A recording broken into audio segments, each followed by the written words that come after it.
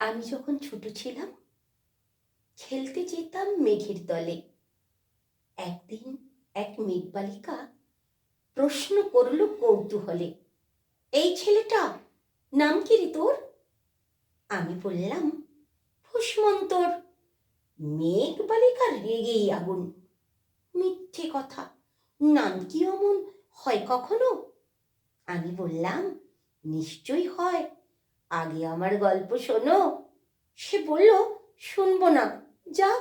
সেই তো রানী, সেই তো রাজা, সেই তো একই ঢাল তলোয়ার, সেই তো একই রাজার কুমার পক্ষীরাজে, শুনবো না আর, ওসব বাজে।